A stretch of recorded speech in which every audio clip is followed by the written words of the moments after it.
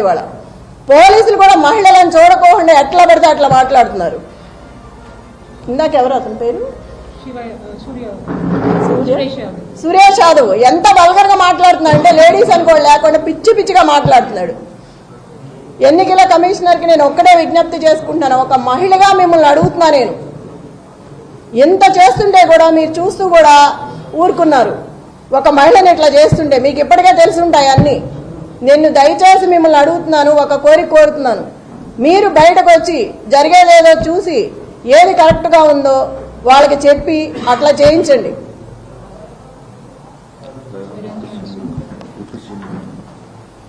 ఈ బట్టి విక్రమార్క మొత్తం జూబ్లీ హిల్స్ అంతా రౌండ్లు వేస్తున్నాడు. అవసరం ఏంటి? ఎమ్మెల్యే ఎవరు పేరిందా కూర్చొని ఉన్నాడు టేబుల్ దగ్గర, ఐలయ్య.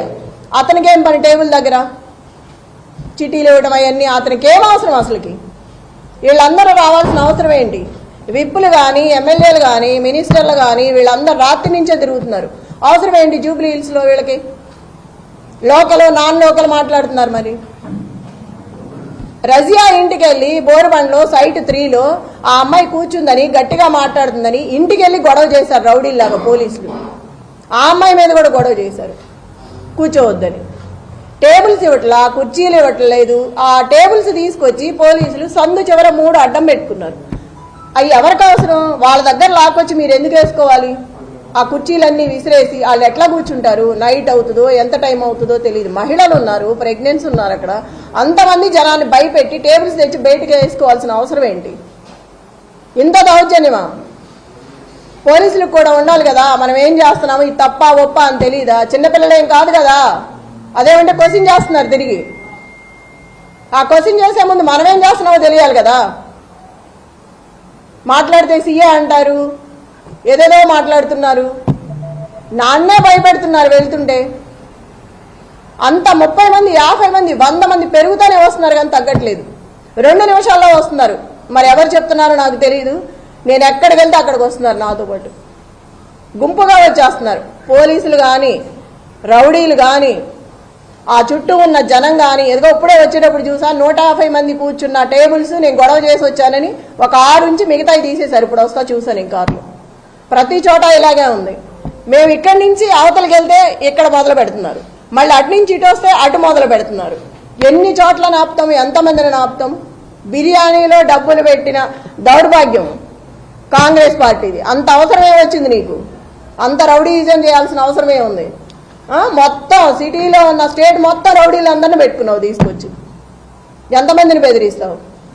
పక్కనే పెట్టుకున్నాడు, కవర్లో పెట్టి ఒక్కొక్కరికి పంచుతున్నాడు. చూసాము, పోలీసులు కూడా చూస్తున్నారు పక్కన, ఏమంటలేదు వాళ్ళని. మా దగ్గర సెల్లులు ఉంటే తీసి బయట పెడుతున్నారు లాక్కొని. ఒక క్యాండిడేట్ ఫోన్ కూడా దగ్గర ఉండనివరా? క్యాండిడేట్తో ఒక మనిషిని కూడా రానివరా? ఎట్లా రాకుండా? లోపల ఎవరు కూర్చున్నారు ఏంటో మనకి తెలియాలి కదా. అట్లా కూడా అలౌ చేయట్లేదు. వాళ్ళని మాత్రం 10 మందిని అలౌ చేస్తున్నారు. అడిగితే నవ్వుతున్నారు.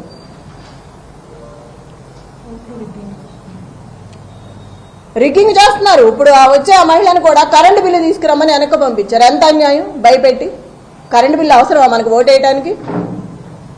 మా అమ్మాయికి తెలియదు, అమాయకురాలు నిజమే అనుకొని వెళ్తుంది కరెంటు బిల్లు తేవటానికి. ఎంత అన్యాయం కదా. ముసలి వాళ్ళని వీళ్ళందరినీ ఇబ్బంది పెట్టి 19,000 ఓట్లు ఉన్నాయి యూసఫ్గూడలో సవేరా ఫంక్షన్లో.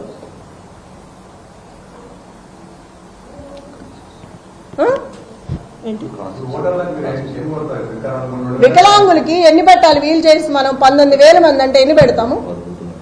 10 బూతులు ఉన్నాయి వికలాంగులకి, 2 ఉన్నాయి అక్కడ. ఆ 2 ఎంతమంది అని లోపలికి వస్తారు? ఎంతమందిని అని తీసుకొస్తారు? ఓటింగ్ ఎప్పుడే ఎంచుకుంటాము? ఇది ఎంత అన్యాయం చెప్పండి. ఇటు నుంచి ఇటు వస్తే ఇటు వెళ్తున్నారు, అటు నుంచి ఇటు వస్తే అటు వెళ్తున్నారు. ఎంతమందిని ఆపుతాము? ఎంతమంది రౌడీలు, ఎంతమంది గూండాలు అక్కడ? ఫస్ట్ టైం చూస్తున్నాం సిటీలో ఇట్లా. రేపు నుంచి జనాలనే బతకనిస్తారు వీళ్ళు. ఇంత అన్యాయంగా అధిష్టానం అంతా ఆడవైపే ఉంది, సపోర్ట్ ఉంది. ఎవ్వరూ లేరు. బీఆర్ఎస్ పార్టీ అంటే గొడవే చేస్తున్నారు కానీ ఒక్కళ్ళని కూడా అలౌ చేయట్లేదు. టేబుల్స్ ఇట్లా, కుర్చీలు ఇట్లా. ఎవరికి చెప్పాలి? వాళ్లే ఇలా ఉంటే అధికార పార్టీ ఎవరికి చెప్తాం మనం? ఎవరు కంప్లైంట్ తీసుకోవట్లేదు ఇచ్చినా కూడా. ప్రజలందరికీ ఒకటే మనవి మళ్ళీ చెప్తున్నా, నేను అందరూ బయటకు వచ్చి ఓటు హక్కు వినియోగించుకొని సహకరించండి. ఒక మహిళకి నాకు సపోర్ట్ చేయండి. రౌడీ రాజ్యం అంటే ఇక ముందు కూడా మీరు అన్నీ తెలుసు, నిన్నటి వరకు అన్నీ చెప్పాము. మీరే ఆలోచించుకొని బయటకు వచ్చి ఓటు వేయండి. జరిగేదంతా చూస్తున్నారు మీరు. అందరికీ మళ్ళా ఒకసారి చెప్తున్నాను, 6 గంటల వరకు 4 గంటలు సమయం ఉంది. అందరూ బయటకు వచ్చి ఓటు హక్కు వినియోగించుకోండి. దయచేసి కేసీఆర్ గారిని గెలిపించుకోండి. నాకు ఇట్లా చూస్తుంటే ప్రతి ఒక్కళ్ళు చెప్తున్నారు, ఇప్పుడు వెళ్తే గోపన్న ఉంటే ఇట్లా జరిగేదే కాదు, గోపన్న లేడు కాబట్టి ఎంత హింసిస్తున్నారు మమ్మల్ని. నిజమే, నేను కూడా ఇవాళే ఫస్ట్ టైం గట్టిగా మాట్లాడుతున్నాను. ఎందుకంటే నాకు ఆవేశం వస్తుంది, ఎంత రౌడీయిజం చేస్తారా అని. ఒక మహిళగా కూడా నేను తట్టుకోలేకపోతున్నాను. తోటి మహిళలను కూడా ఇబ్బంది పెడుతున్నారు వస్తా అంటే. ఓటు వేయకపోతే రేపు మీ సంగతి ఉంటుందని నన్ను బెదిరించాడా. ఆ నల్లగా ఉన్నాడు, ఏం పేరు, నవీనాథో మనిషి, ఆ 150 మందిలో ఉన్నాడు. రేపు చెప్తాను ఈ సంగతి అంటున్నాడు. నన్నే బెదిరిస్తున్నాడు, రేపు చూస్తాను ఈ సంగతి ఏందో అని. ఎంత అరాచకమా. ఏడిస్తే ఏడిసానంటారు, నవ్వితే నవ్వానంటారు. ఏంది పిచ్చి గొడవలన్నీ? బాధ రాదా మనిషి అన్నాక? అడిగితే అడిగామంటున్నారు. మీరందరూ కూడా చూస్తున్నారు కదా, మార్నింగ్ నుంచి అందరూ వచ్చారు కదా, తీసుకున్నారు, జరిగిందంతా చూస్తున్నారు.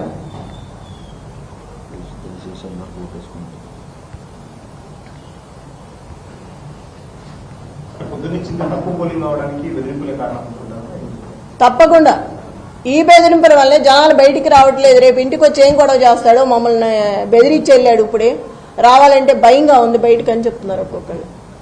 నేను అక్కడికి కనపడిన మహిళలందరికీ చెప్తున్నాను భయపడొద్దని.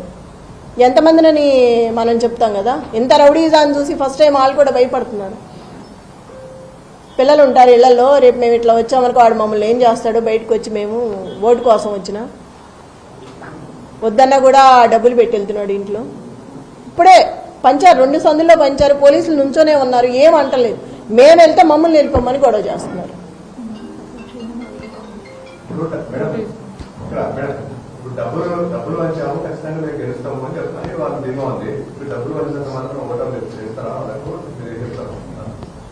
ఓటర్లు చాలా తెలివైన వాళ్ళు ఎటు వేయాలో వాళ్ళకి తెలుసు. కానీ భయపెట్టి బెదిరిస్తున్నారు కాబట్టి వాళ్ళు భయంతో బయటికి రావట్లేదు. ఇక డబ్బుల సమస్య కాదు, బెదిరింపు, గోండాయిజం, రౌడీ రాజ్యం, ఇది దానికి భయపడుతున్నారు జనాలు. ఒక మహిళగా నన్ను బెదిరిస్తున్నారు. ప్రతి ఓటరు దయచేసి బయటకు వచ్చి ఓటు హక్కు వినియోగించుకోండి. ఎవరికి భయపడాల్సిన అవసరం లేదు. మీకు అండగా నేను ఉంటాను.